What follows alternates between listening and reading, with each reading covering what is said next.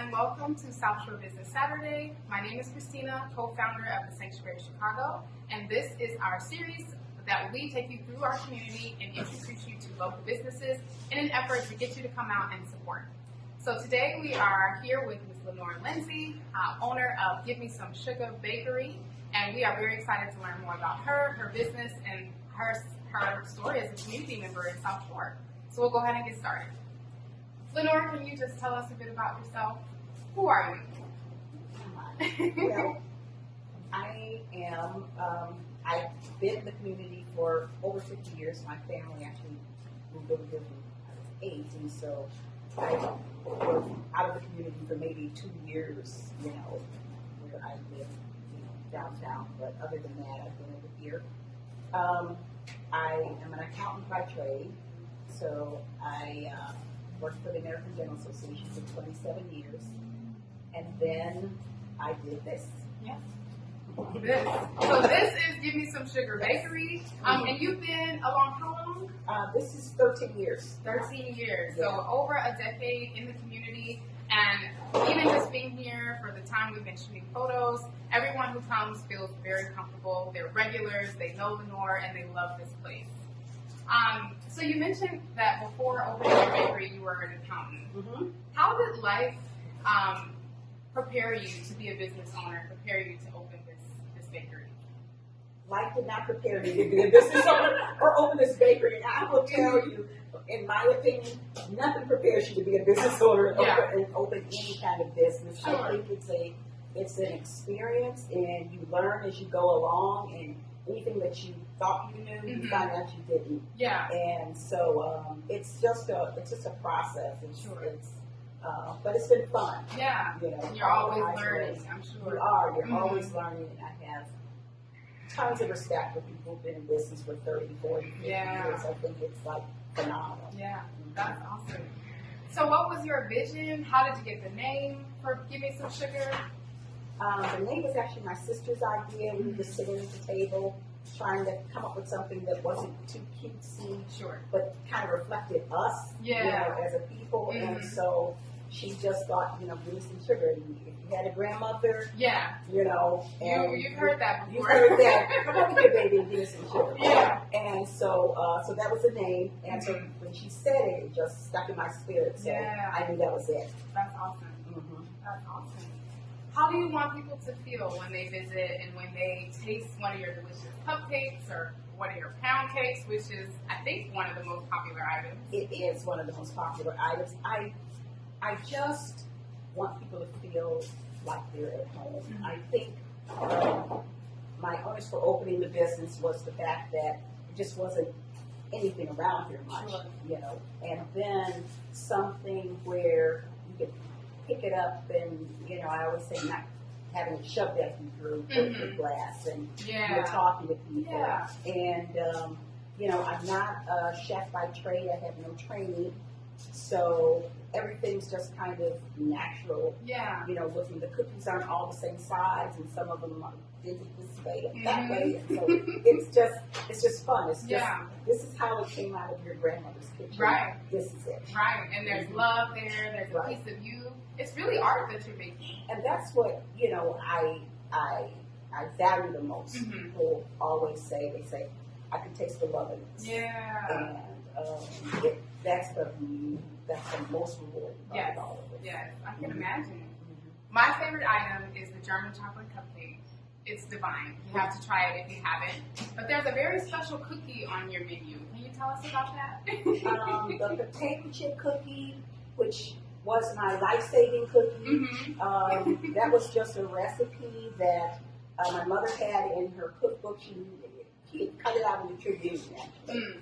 Never made it for us, but I saw it, and I thought, that would be interesting, because people have been telling me, you need a signature item. Mm-hmm. Mm-hmm. And so I said, this could be it. So I kind of took the recipe and massaged it a little, and the potato chip cookie is the thing. Yeah. And it is the signature item. It's not the best seller, but it is the signature item, and it did save the life of the bakery. Wow. Because if it hadn't been for that cookie, I wouldn't have gotten a call from Chicago's Best And so they called me and they said, hey, we heard you got a potato chip cookie.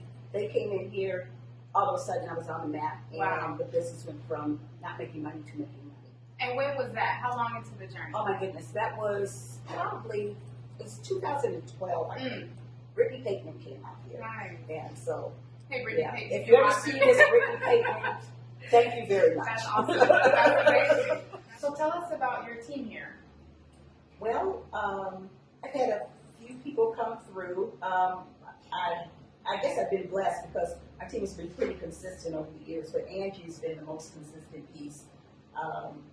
Even when she had her own business in K Barbecues down the street, she came down and offered assistance immediately, and she helped me out with all the things that I needed to do. And I had some young people come through that have gone on and have careers and families and babies, and so that's been fun.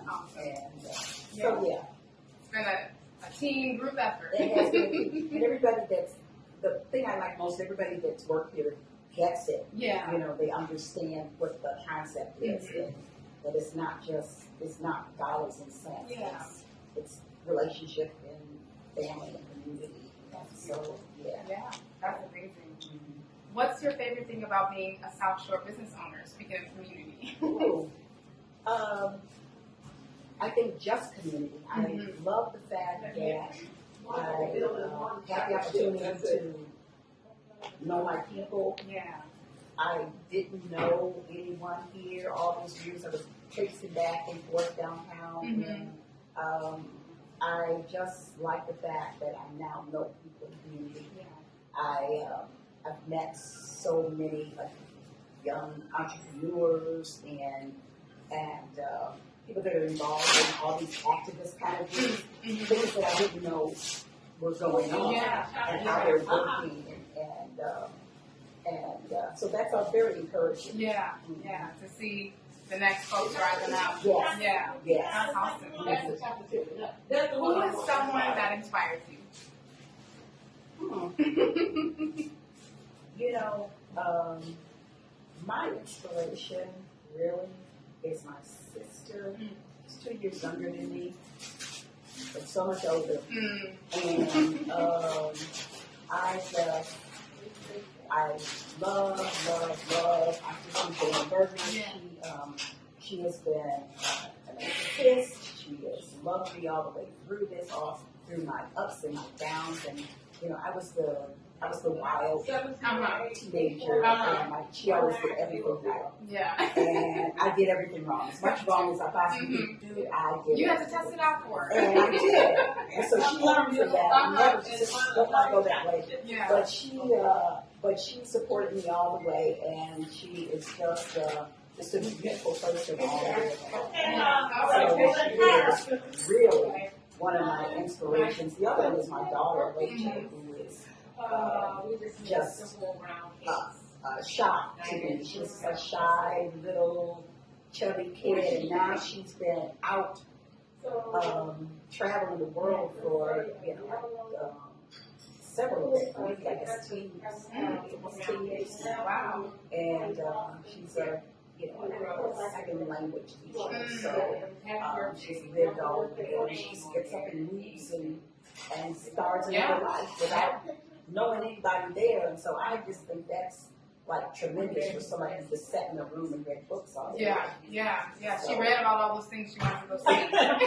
She never wanted to go see anything. That's what was so amazing. And so it's like I never wanted to cook. And I ended up doing this. Yeah. And she never wanted to go anywhere, and she ended up going everywhere. Wow. So it's really, it's odd how life just takes you so many different places. It sure does. It sure does. Well, we've just got one more question. Okay. What do you need from the community? How can we support you? This community has given me everything that I need. They really have. I cannot thank all of you enough for everything that you have done for me over these years. Okay, I'm I mean, I remember my first Thanksgiving when I knew nothing, and I was late with everything, And they kept coming back all night long. It's like, okay, we'll just come back later. And some of them, they would come and they say, hey, I live near her. I can take hers there. And so they were just like so amazing. Yeah. And so they always, would come in and chat and wanted to make sure I was okay. And some of them would do like slip extra dollars and and they brought in all this stuff. They said, oh, you got this old stuff. And they come in and tell me the stories of how their grandmother had this cookie jar and that cookie jar. And, they've given me everything. Yeah. Just a whole life full of, just memories and love. And I'm telling you, I don't need or want anything else. There's not a dollar or cent in place what I've gotten from this family. That love. So so I just thank you and I give you back everything, and I hope I can just continue to do it, for a few more years, and I'll be happy. Mm-hmm. And my hope and dream is that maybe somebody will come along who wants to do it and will see the value of it past $1.01, right? And just love it like I love it. Yeah. That's all. Well, if you're not crying, we don't know how. Thank you so much, Lenore, for chatting with us and telling us about your story and your journey. It's so inspiring, I'm sure, to so many business owners who are doing it, and it's hard. We can look at you and see that it's possible with the support and love of the community. So that's amazing. This has been South Shore Business Saturday. I am here at Me Some Sugah Bakery. If you haven't been here yet, you have to stop by. Can you give us your address? 2234 East 71st Street. Yes. The corner of Cranwood. Right on the corner, or almost. Thank you so much, and we'll see you again next week. Bye. Bye.